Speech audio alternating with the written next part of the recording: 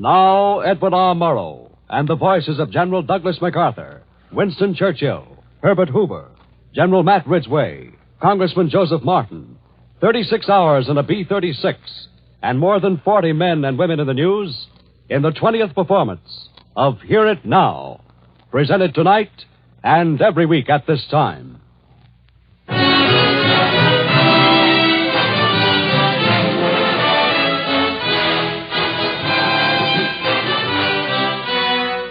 Although without command authority, I still proudly possess that to me, the greatest of all honors and distinctions.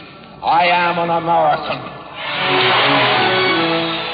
I can only wish, too, that a certain mustachioed gentleman from Moscow might have been with us. Perhaps he might then begin to cut his ambitions down to size. We'll take off from here, go to New York, to Earlton, Canada, to Point X in Canada. Then we'll proceed to Denver, Mobile Point, for an RBS run on Eglin Field. Then we'll return to Fort Worth. Standard emergency procedures will hold.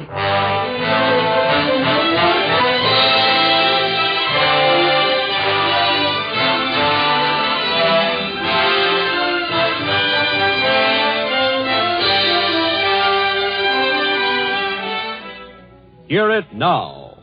The Columbia Broadcasting System and 173 affiliated radio stations present a document for ear based on the week's news and the men and women who made it. All the voices and sounds you will hear are real and are presented as they were recorded in the heat and confusion of a world in crisis. Here is the editor of Hear It Now, the distinguished reporter and news analyst, Edward R. Murrow. The first shock of excitement was temporarily over. The last truckloads of confetti and ticker tape had been hauled away. General MacArthur read and rested in his suite at the Waldorf. And for the first time since the recall, radio news programs led with something other than the MacArthur story. And in the nation's newspapers, the expansive 8-column banner headlines were narrowed down to 4, then 3, finally to 1. And even that was moved from the coveted right-hand column spot on the front page as the war, from which he had been recalled, became once again the most important story in the news. This is an effort to show in a chart the pattern of evaluated vehicular sightings, largely at night because due to our very effective air operation. The voice you hear is that of Lieutenant General Matt Ridgway, as he patiently stood before his war maps in Korea and briefed correspondence on communist troop concentrations in the north. Indicates the number of vehicles it represents according to the table on the right, and the arrowhead indicates the direction of such traffic as was observed. On the other hand, he is well grouped for offensive action. This concentration could very readily exert a very strong effort down with slight lateral displacement here, down the Chorwan-Sul axis, down the Kumwa-Sul axis, which is the old invasion corridor.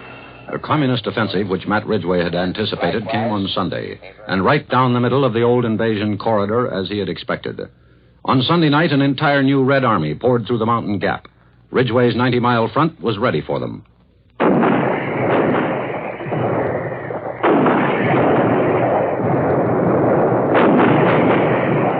For weeks, the long rows of 155s, long toms, had been in position. Their ammunition dumps well stocked, their breeches well oiled. These precision weapons laid down the most concentrated heavy artillery fire of this war. One division commander reported firing 20,000 rounds in 24 hours.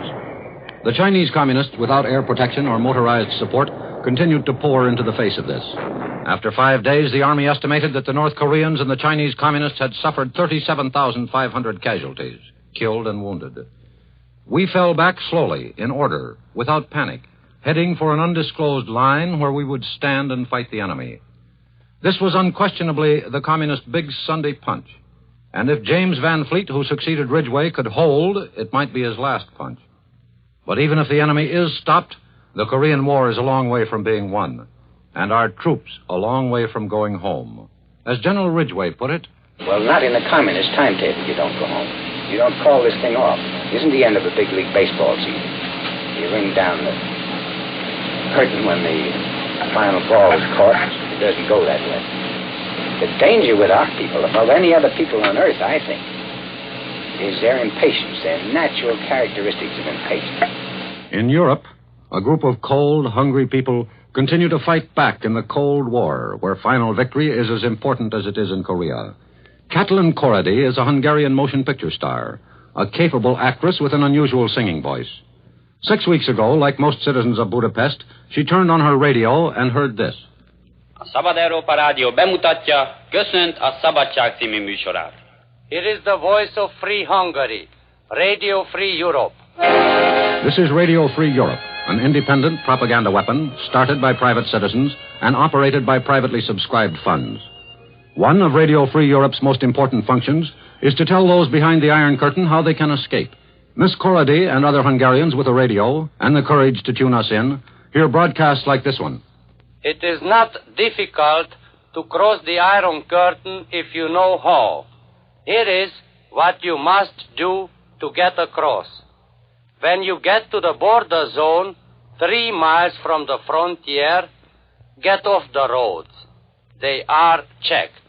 Continue cautiously through the fields or woods till you reach that 500-yard zone just before the barbed wire. Then get on your hands and knees and crawl. If you see the border guard, don't run. Drop flat on your belly. The guard walks a straight route and will pass by. When you come to the barbed wire, feel out for the trip lines connected to the mines. Cut them. Be sure you wear... Several weeks ago, Katalin Korady crossed the Hungarian border and was welcomed by Allied friends in Vienna. Now, Radio Free Europe has another new star and another new weapon. Miss Korady got across the border safely. You can too, if you're careful. Here is Katalin Korady to sing for you.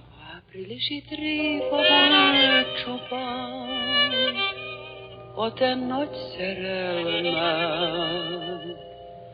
a hűséges szívemet talán meg sem érdemeltem. Könnyű tréfát űztél csak velem, mással is már megtörtént ilyen. Mosolyogni illenék, de könnyes a két szemem. Áprilisi tréfa volt a csók, mely a szádon égett. Bizonyára jól mulatsz azon a... Elsewhere in Europe, the West was having its troubles. Britain signed a new 200,000-ton meat contract with Argentina, but the meat shortage continued, with Mr. Churchill making an occasional joke about the lack of British beef.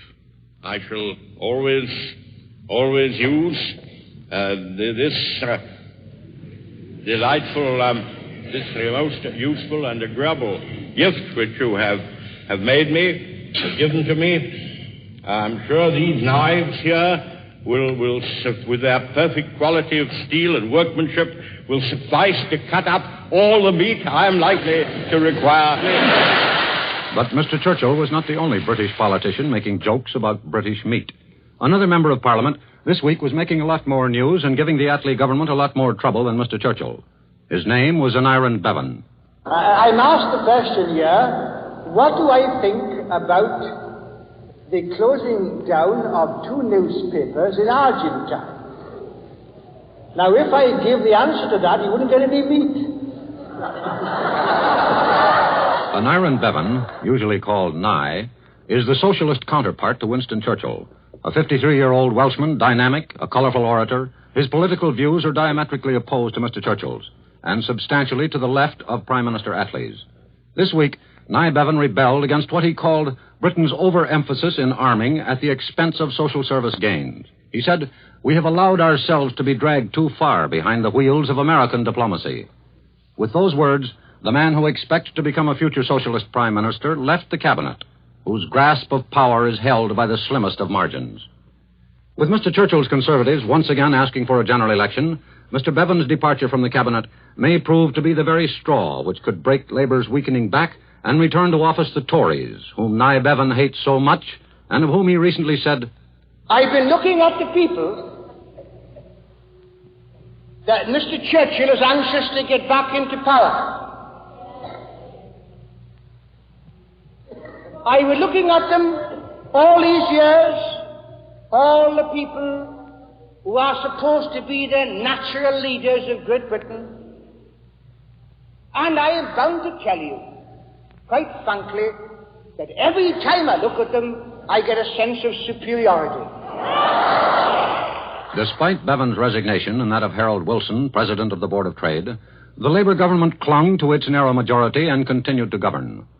Herbert Morrison, the new Foreign Secretary, said that if it came to a choice between the rearmament program and the standard of living, then the standard of living would have to come down. Nye Bevan was the first man of stature in Britain to try to capture and lead the anti-American sentiment of his country. He agreed with some of Mr. Attlee's policies, but not all. But in this nation, facing one of its most trying periods, and about to make decisions as important as any we have ever had to face, talk of unity was scarce, and invective and accusations ran heavy, with the words traitor, appeaser, fascist, and warmongers appearing more and more in the Washington vocabulary. General MacArthur himself was dwarfed by the debate which raged over him and the policies that caused his recall.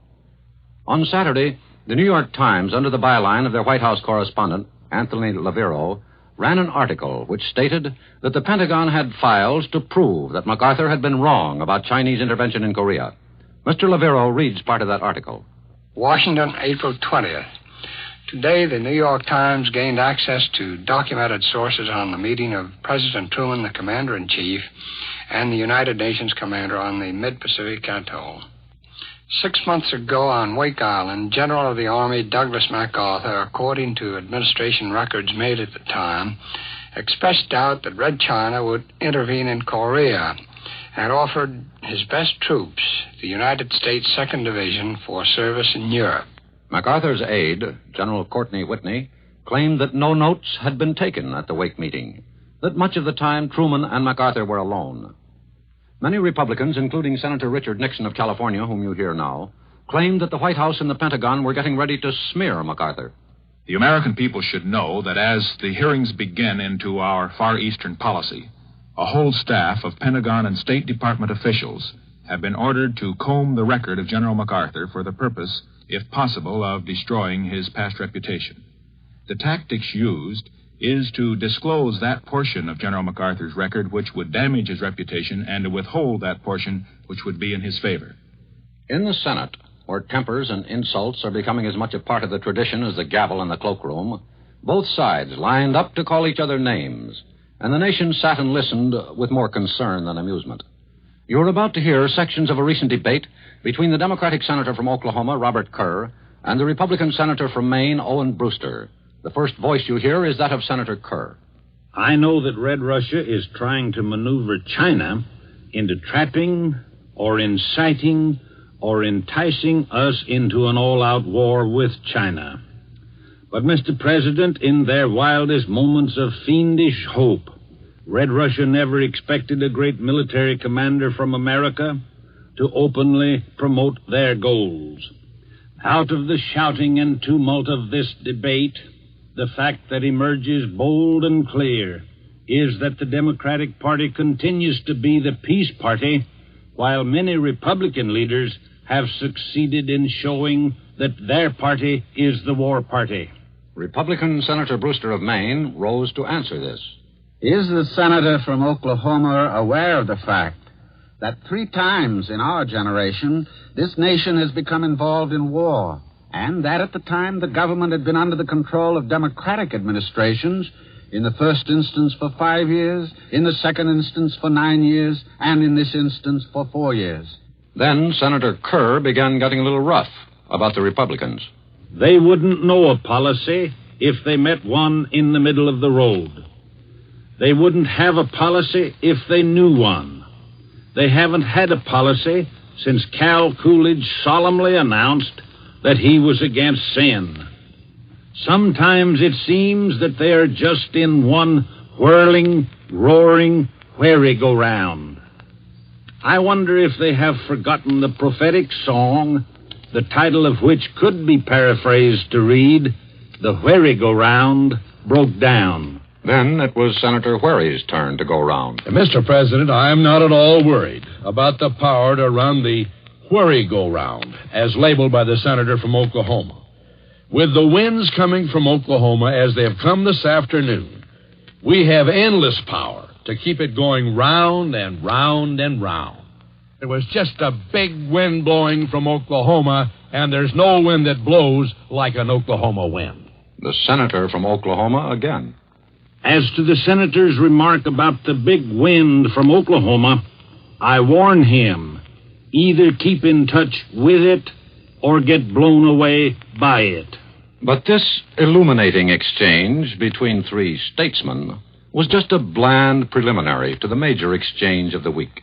This one occurred not on the floor of the august Senate, but in the basement, in a radio recording studio. Senator Homer Capehart of Indiana, Republican, and Democrats Herbert Lehman of New York and Hubert Humphrey of Minnesota swapped blows, which, according to some witnesses, were not all verbal. Senator Taft was there, too. Here, in the public interest, is a brief portion of the exciting, if indecisive, final round. First, Senator Humphrey.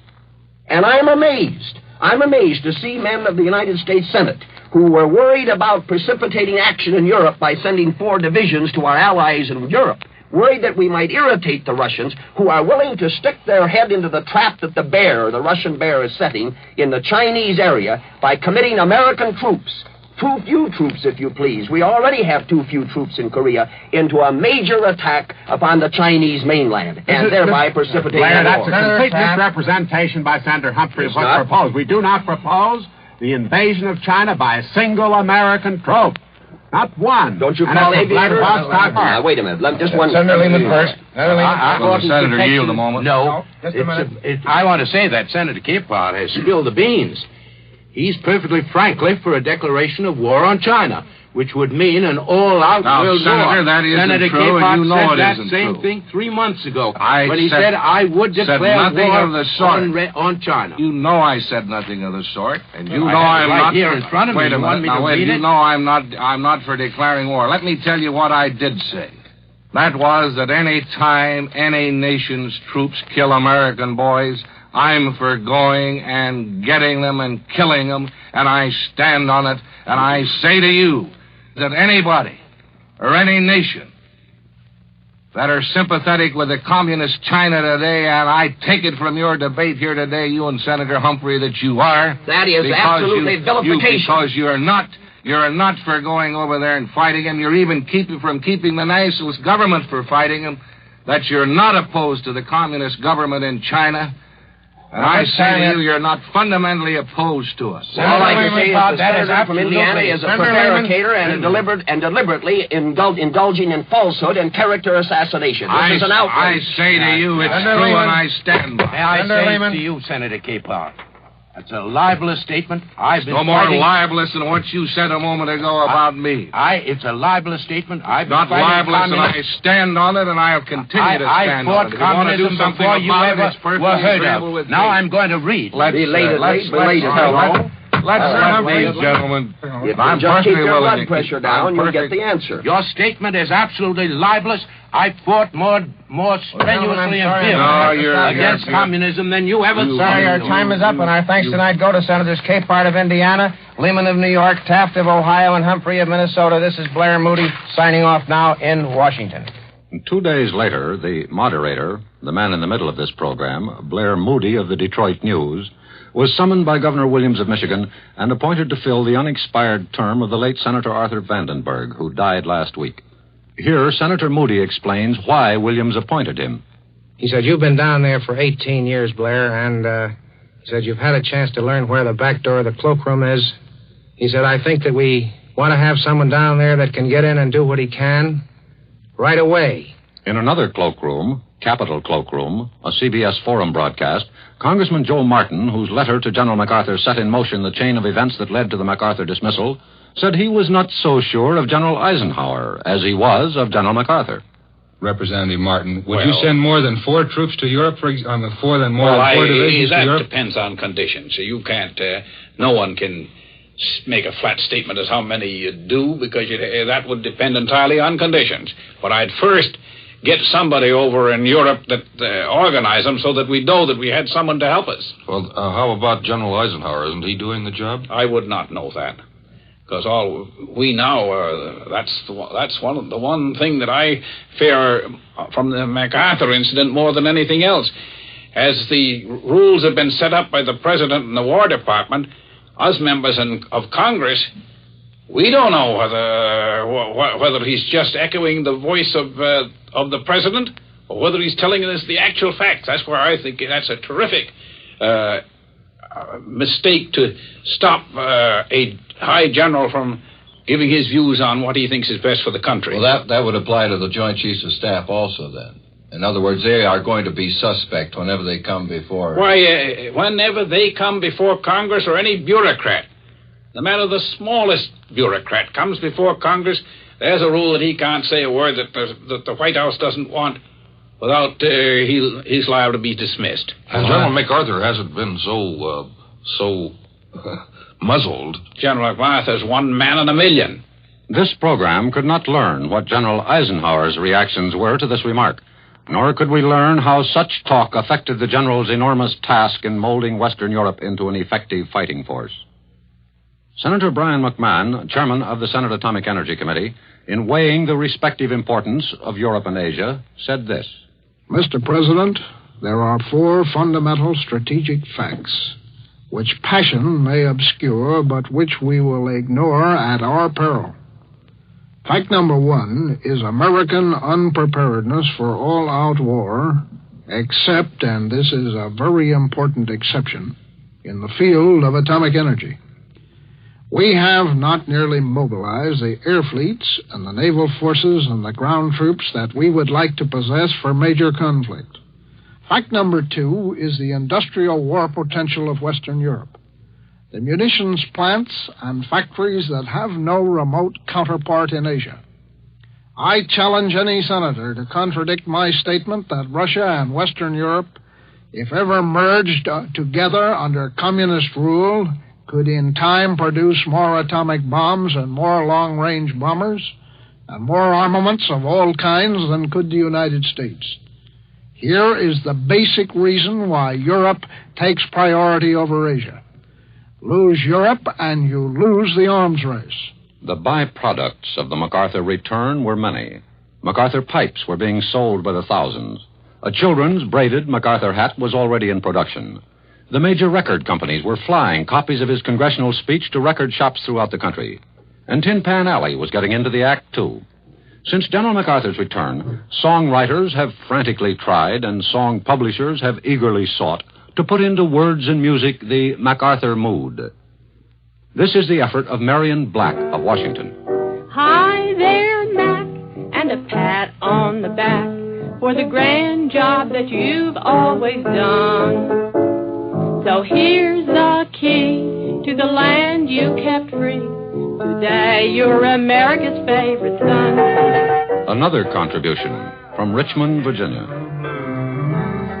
From the Philippines to Tokyo, I was the toast of the town. They came from Mosa, they answered no, sir, and I was told to step down. I got the 5-star General Blue. And Bing Crosby was in there, too. Soldiers never die, never die, never die. Oh, soldiers never die. They simply fade away. As for General MacArthur, he remained in seclusion in the Waldorf, paying a brief courtesy call on ex-President Hoover, receiving personal visits from Cardinal Spellman, Senator Taft, and publishers Henry Luce, Roy Howard, Colonel McCormick, and William R. Hearst, Jr. General Whitney talked to the working press for him. Every day, Whitney went down to visit with the press and answered some questions for them. General Whitney, when asked if the general was reading the millions of lines of copy about himself. He hasn't listened to the radio, and he hasn't read the newspapers. Only insofar as the official communique from Korea are concerned. The war situation in Korea is, of course, his primary concern. Was the general getting ready to write his memoirs? General MacArthur has had a number of offers for his memoirs. I don't recall the details of them. He has consistently taken the view that he's still too young. Last night in Chicago, General MacArthur stood before a huge crowd in Chicago's Soldier Field. Just as a memento of this, your day in Chicago, I hand to you this documentary record of Chicago's tribute to you. General MacArthur.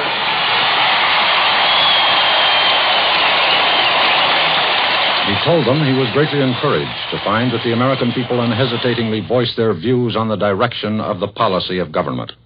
And then the general said this. It is for future events to ascertain whether they still retain the ultimate authority over government as intended by the Constitution, or whether such authority has been lost in the drift from the pattern ordained by the architects of our political institutions. General MacArthur paid tribute to our troops in Korea. Asked again, what is our policy in Korea? He surveyed the various answers. Stalemate, clear South Korea, continued attrition. But he said, none of these will tell you in the traditionally ringing tones of the American patriot that our objective is victory over the nation and men who, without provocation or justification, have warred against us. And that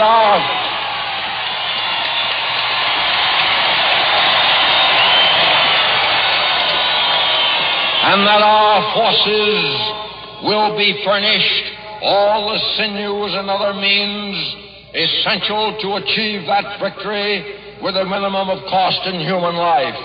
That was the general's most blunt, direct call for war to victory against China. He spoke of nations with only token forces in Korea, of undue and exaggerated political pressures from abroad. Said he would continue to urge a realistic policy for Korea, continue to fight against communism. The general made one statement which drew vigorous dissent from his audience. Listen. Although my public life is now closed, and I no longer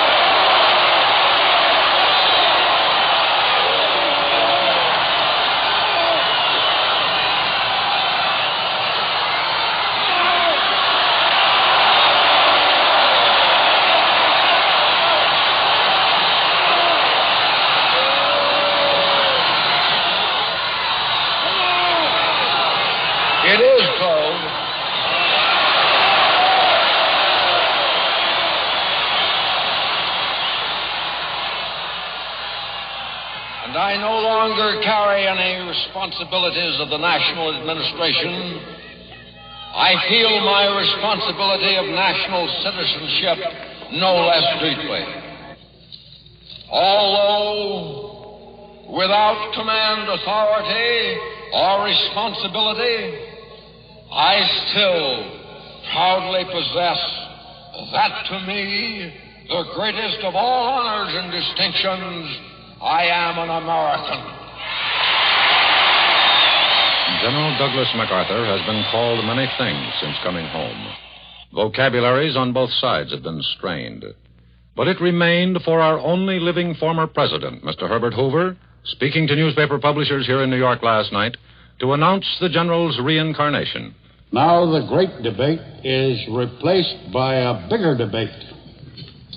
It is led by a reincarnation of St. Paul into a great soldier of the armies, a great general of the armies, who has come out of the East.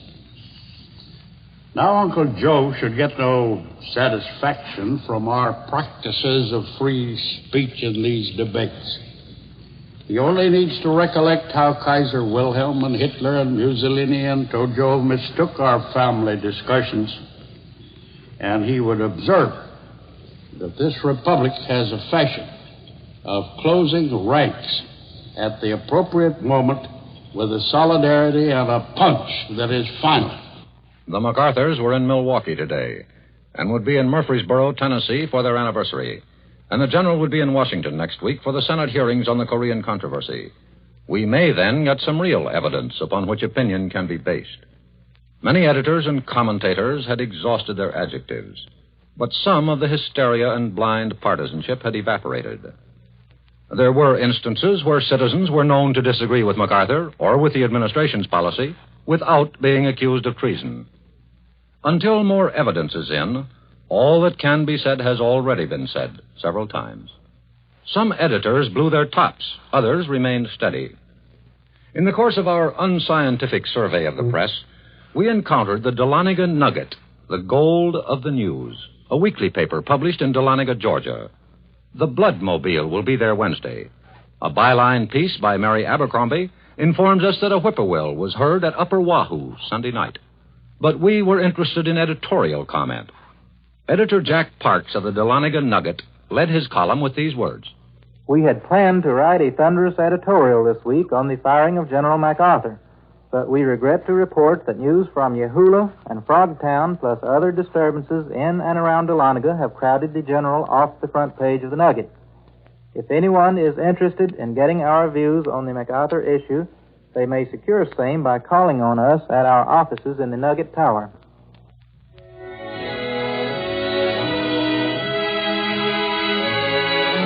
You are listening to Hear It Now, CBS's weekly document for ear based on the week's news. The program continues immediately after this pause for station identification. This is CBS, the Columbia Broadcasting System.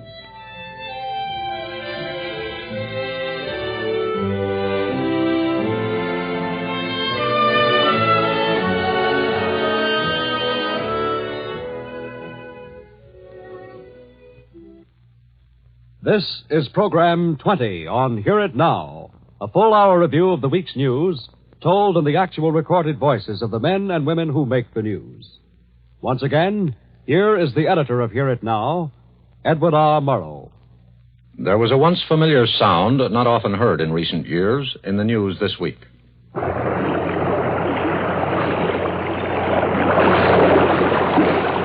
The Mississippi was overflowing its banks again, in one of the worst floods in many years. We're traveling down the Mississippi today, scene of the greatest flood since the 1880s. The great and awful damage caused by this river is very clear. We're over to Butte, Iowa, where the river crested this morning at 22 7/400 feet. Water's creeping in on the streets and the railroad tracks. Streets going along in orderly fashion as streets should. Then suddenly they vanish beneath the shallow, flooding waters of the Mississippi. Your reporter is Dick Cheverton of station WMT, Cedar Rapids, Iowa, as he ranged over the swollen river in his special plane. This report was made on Monday. Since then, the crest of the river has risen, but amazingly, there have been almost no deaths from the flood. The plane as it nears Sabula. Below us, a pair of bright green barges and a towboat are nested along the shore, riding out the flood.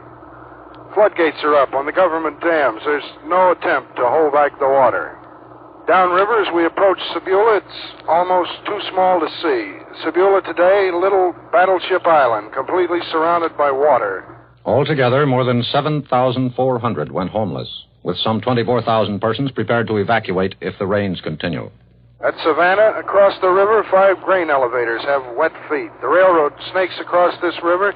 It's roadbed under. The tracks, double line of contact with drier civilization. Farther down the river, here at Davenport, the municipal stadium is wet. Along the first baseline, the field ends and the river begins. The oil storage tanks are like marshmallows floating on a thick, gummy chocolate syrup. Water's lapping at the threshold of the Lendahan. The ferry landing is no more. The Mississippi is on its annual rampage, spring 1951, still unchecked by all the great engineering strides in flood control. But as of tonight, the rains have stopped. The waters, though not receding, are no higher. The worst seems over. War mobilizer Charles E. Wilson returned from an extensive inspection of the nation's production centers, including Wright Field at Dayton, Ohio. Mr. Wilson will leave shortly for conferences with General Eisenhower in Paris. He spoke last night to the Newspaper Publishers Convention in New York. Mr. Wilson. I can only wish that you had been with me to share with me the warm glow of pride I felt in our American genius of design, development, and production. I can only wish, too, that a certain mustachioed gentleman from Moscow might have been with us. Perhaps he might then begin to cut his ambitions down to size. Since the first of this year, orders have been placed at the rate of $1 billion a week and more. The end of 1953, we will be able to meet the demands of all-out war, if need be, and God forbid, out of our production lines. Then, if any aggressor wants to tangle with us, he would have to be crazy. One of America's mighty war weapons is already on hand, the B-36 heavy bomber, the plane that the Air Force calls the fastest, longest-ranging, highest-flying, greatest carrier of the greatest quantity of high explosives of any airplane in the world today. The B-36 is a controversial aircraft. The Congress has devoted many hours to hearing arguments by its friends and domestic enemies. But it's the biggest thing of its type we have. For the next few minutes of this program, we will take you on a B-36 flight from Carswell Air Force Base in Texas, thousands of miles around this country and Canada, and back to Carswell. It's a training mission, the type that hundreds of these planes carry out, unknown to most of us. The Strategic Air Command calls it a simulated mission, and we will simulate a mission for you tonight. In 20 minutes, we will take you on a 36-hour flight. The air rules for this flight are simple. Strategic Air Command permits no civilians in its B-36, but we were permitted to place our recorder in the plane. Now to Carswell Air Force Base, 20 minutes from downtown Fort Worth in Texas. This is a general briefing by the 7th Bomb Wing, directing that the 436 Bomb Squadron crew fly a simulated high-altitude mission on target at Eglin Field, Florida. Takeoff time will be 0700, climbing en route to 10,000 feet. You are listening to a briefing of pilots of the 8th Air Force, 7th Bomb Wing. Its mission is to organize and train a force capable of immediate and sustained long-range offensive operations in any part of the world. The order has come from Strategic Air Command headquarters for a special mission. It was transmitted to Carswell by teletype. After the pilots have been briefed, there will be special briefings on communications, weather, and then, on the ramp near the runway, the aircraft commander will call his crew together and explain it again.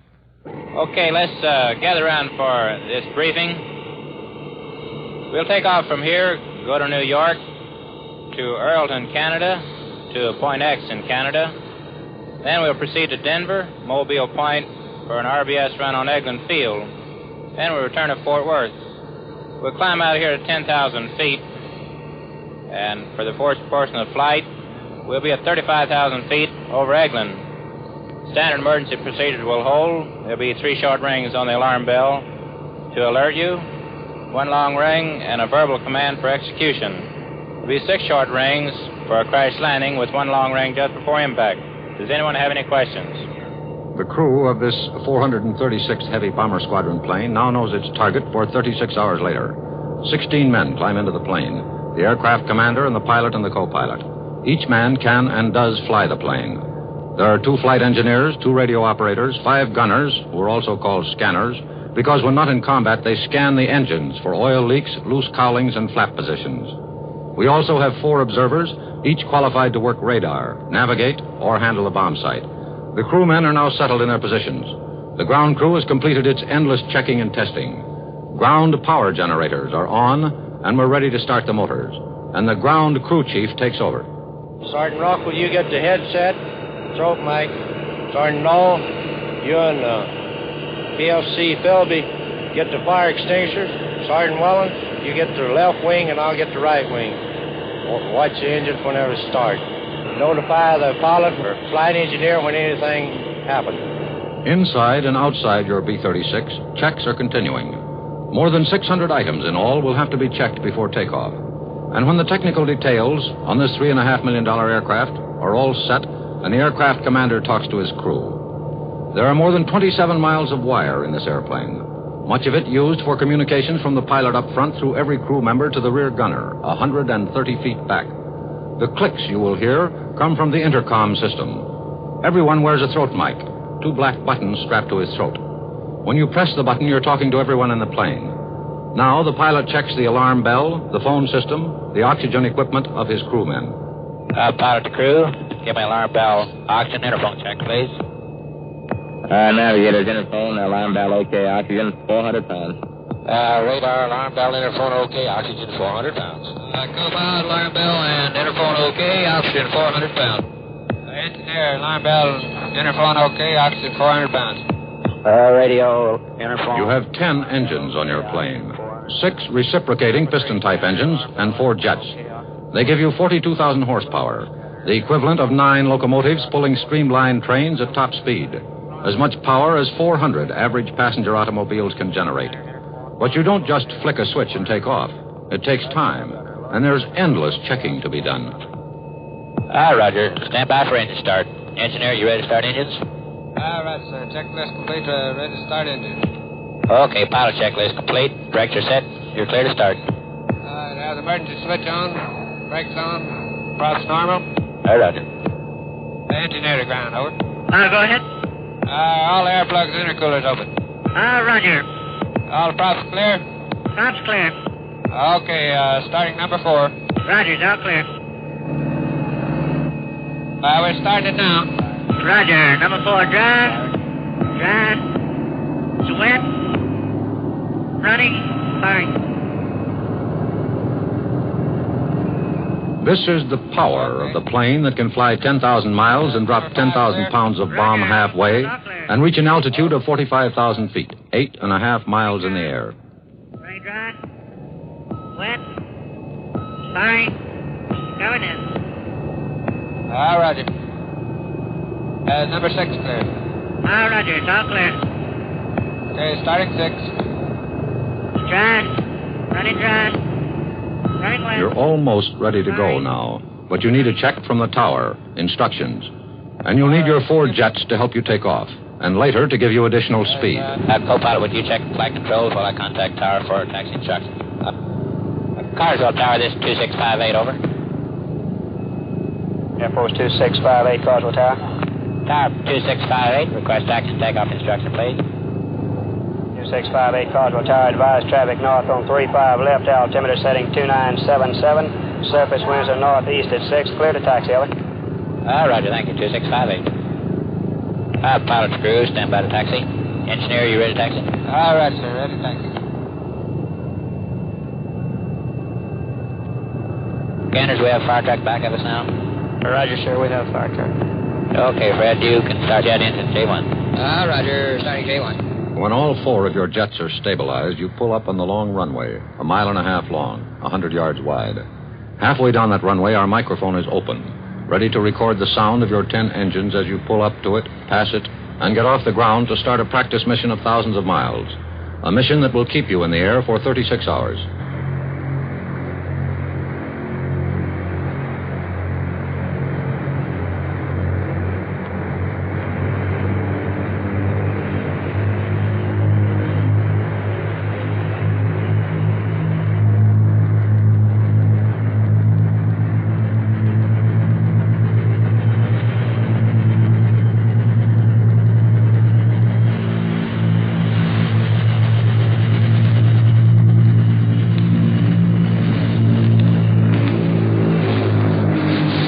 Your 42,000 horsepower is pushing you into the air. Your plane weighs 358,000 pounds. From wingtip to wingtip, she measures 230 feet. That's longer than the distance covered by the Wright brothers' first airplane flight. And inside her bomb bay, when the time comes for her to fly in anger, she can carry more than 5 tons of explosives, or the atomic bomb, and reach a top speed of over 400 miles an hour. Your B-36 is airborne now. Carswell Air Base and our microphones are far behind on the runway. Now we go back to the airplane and the crew. Okay, we'll climb up here to about 10,000 for the first leg and level off there.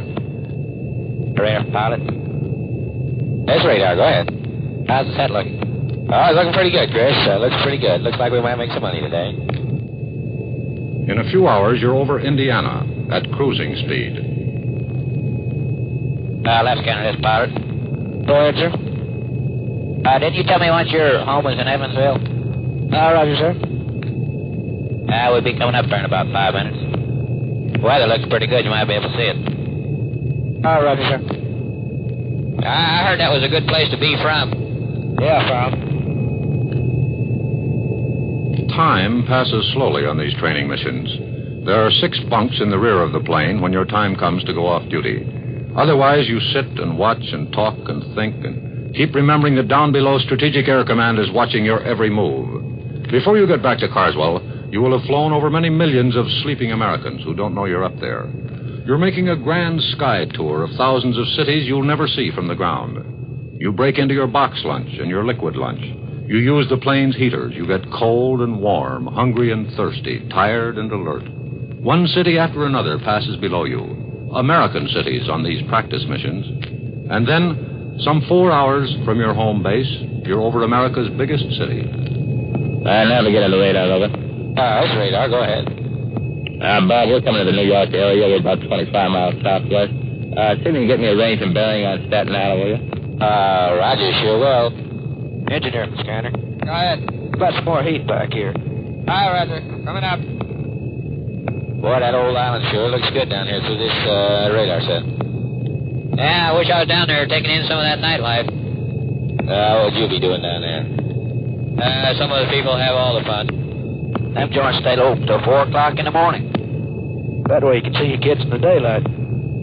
Closest we can get to New York City is 10,000 feet. Yeah, so near yet so far.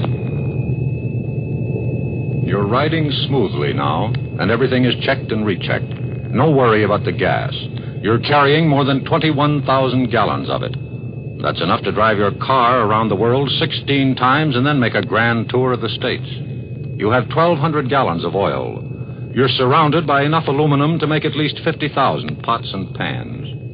You're not carrying a bomb on this simulated mission, and so your vast bomb bay is empty. But you could get up to 84,000 pounds into her. A cargo version of the big B-36 could carry up to 400 troops, and you could carry the equivalent of 26 automobiles. You've been in the air for more than 5 hours now, and down below is Nova Scotia. And some of your crew feel sorry for the little people on the ground. Part of the crew. We're about 50 miles south of the border, and this country gets pretty rough up there, so you better put your emergency equipment on and get set for an emergency which might arise. Radio, would you pass me up a line, please? Roger, sir. Radar pilot? Go ahead. Say, I wonder if we'll see any of the Aurora Borealis up here again tonight. Oh, it might. It sure was pretty the last time we were up here. Quite a display. Yeah, I guess people down the ground sure would like to see it from way up here where we are. It looks like we'll be maybe just about 3 miles east of Earlton itself. Hey, Mac, you want a cup of tea? Roger. Pass it right up. I'm ready. Left counter, this pilot. Go ahead, sir. Did the guns check out okay? Roger, sir. Okay, thank you. Your pilot asks for a gun check, because if and when the time comes for you to fight and bomb the enemy, you'll need to protect yourself. You have 16 20-millimeter cannons, 8 in turrets that are remotely controlled. All of the turrets, except the one in the nose and one in the rear, are retractable. You have more firepower than any other known bomber. You're moving along now and approaching what the Strategic Air Command prefers to call Point X. We have no desire to pinpoint it for any enemy. We're about 12 hours from Carswell now, at the end of one phase of this training mission. And you still have a long way to go. Navigator, pilot. Go ahead, Chris. What's our position now? We're about 25 miles southeast of that northernmost Point X. We should make our turn back down in about 7 minutes. I'll give you a call, and you can bring your heading around about 195. Okay, about 7 minutes.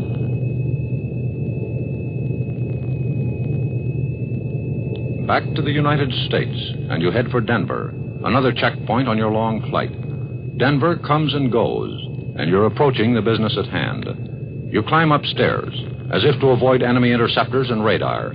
You start using your jets again, and your aircraft commander makes yet another check. Navigator 2, we're going to cross the United States boundary in 10 minutes. Roger, thank you, Art.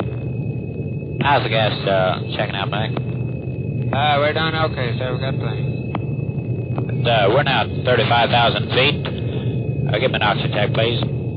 Navigator's oxygen equipment okay. Radar, oxygen okay. Co-pilot, oxygen equipment's okay. Engineer, oxygen equipment's okay. Now is the time your $3.5 million plane must prove itself. Now is the time the 16 members in the crew must prove themselves. The intercom buzzes with orders and checks. You don't worry about what the Navy thinks of your airplane or what the Army thinks of strategic bombing. You worry about Strategic Air Command, what your superiors will think of your efficiency and performance. You contact your target area. They're watching you by radar, and they'll check you carefully when you drop your simulated bomb. You're coming close to the IP, the initial point. Your speed nears maximum. From there, you take a bearing on your target for today. Then your pilot will turn the B-36 over to the radar bombardier through the automatic pilot. 2658 is getting down to business. Navigator radar. Here's radar. Go ahead. How's your picture, boy? You're all set up. I got everything in the computer. We're all set to go.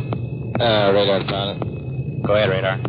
Chris, as soon as you get over the IP, you can go ahead and send the steering needle, and I'll take over from there.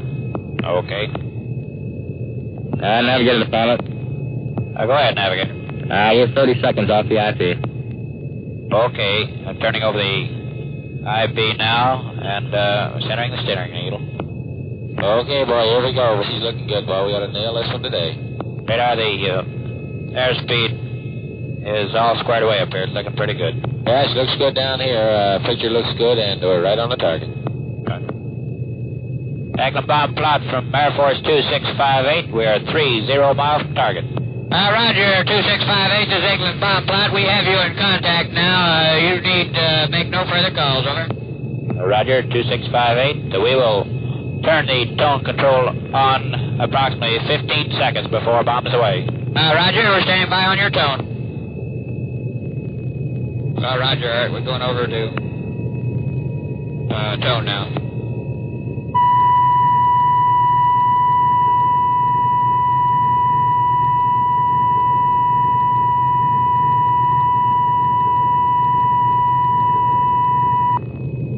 Bombs away, 2658. You start losing altitude now, and wait eagerly for the bomb-scoring unit at Eglin Field in Florida, your simulated target, to tell you how well you've done. If you've hit the button, they'll tell you, and if you've missed, they'll tell you by how much, all in code. Radar pilot. Go ahead, radar. She looked good down here. How'd she look up there? Everything was on the money up here, Bob. It ought to be a pretty good run. Crew, this is pilot. We are now at 25,000 feet. You may remove your mask and helmet. Air Force 2658, this is Eglin bomb plot, over. Go ahead, bomb plot. This is 2658. 2658, your score on that run was a King Victor 00, over. Woohoo! Dog. Roger, Eglin bomb plot. This is 2658. Thank you very much and good day.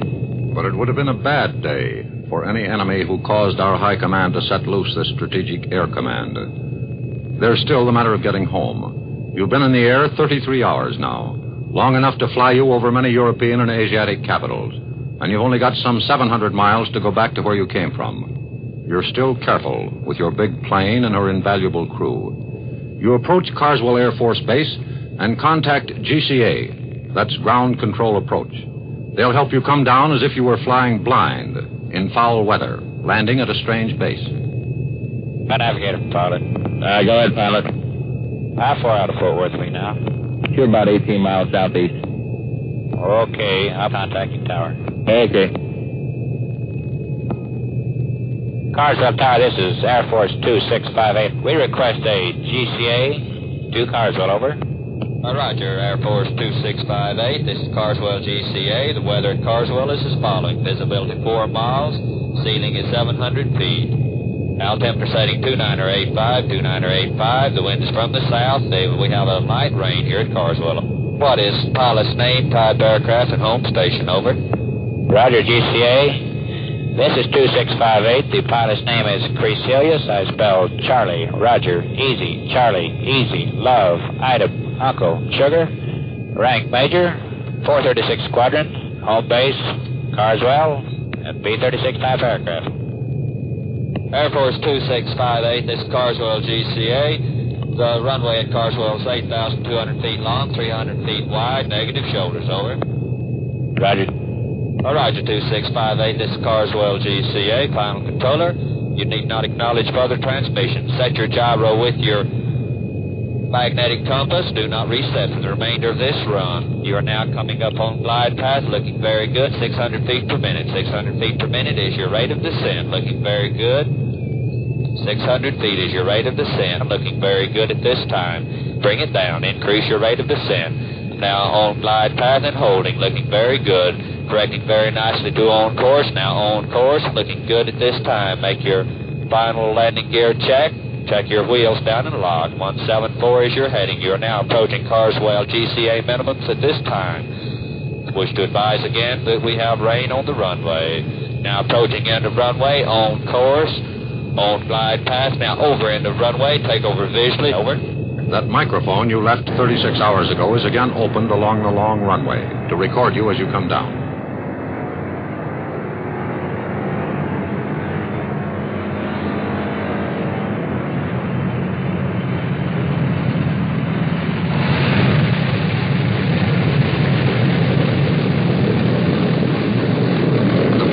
Are reversed. And when you're safely back on the ground, your pilot pays his respects to GCA. GCA, this is 2658. Thank you very much. That was a good run. And back in his office, General Clarence T. Irvine, Commanding General, 19th Air Division, sums it up for you. This flight, and the many others about which you know nothing. The B-36s and the men that fly and the men that support them have proved themselves time and again. They are ready and able to deal the most devastating blow in history to any enemy anywhere in the world. All they await is their call to action. Big bombers are useful weapons, but there must be a place to park and refuel them. That means bases overseas. In time of war, we could fly the heavy stuff only from countries that were also at war with Russia. The getting and keeping of those bases is not only a military problem. It's a political and diplomatic one, too. It is possible to imagine circumstances where we might have to fight a war alone. In that event, we must be able to reach out and strike from this continent. That's the reason the Air Force has ordered, practically off the drawing board, the big B-52, which will have the legs and carry the load. But it hasn't yet been built or flown. And today's battles cannot be fought with tomorrow's or next year's weapons. That's why those bases, the B-36s, and allies remain so important in our grand strategy of the air. This is a general briefing by the 7th Bomb Wing, directing that the 436 Bomb Squadron fly simulated high-altitude mission on target at Eglin Field, Florida. Takeoff time will be 0700, climbing en route to 10,000 feet, direct for New York City, thence to the turning point of Murrow, Canada.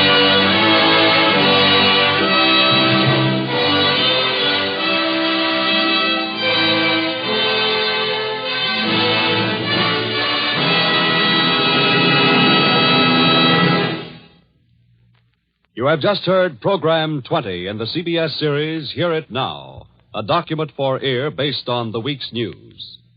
Hear It Now is edited and produced by Edward R. Murrow and Fred W. Friendly, and the CBS staff, which includes Edmund Scott, Jesse Zausmer, Irving Gitland, John Aaron, and Joseph Wersper. Portions of the program originated at WTOP, Washington, WTAG, Worcester, KRLD, Dallas, WMT, Cedar Rapids, Iowa, WAGA, Atlanta, WRVA, Richmond, WIOU, Kokomo, Indiana, and KNX, Los Angeles. Special acknowledgement is made to the Strategic Air Command and the 8th Air Force for making the B-36 story possible, and to Colonel Everett A. Best, Major Robert Kine, and Lieutenant Hal Harlan for their technical assistance, along with all the crew members of plane number 076. This is Olin Tice speaking. This is CBS, the Columbia Broadcasting System.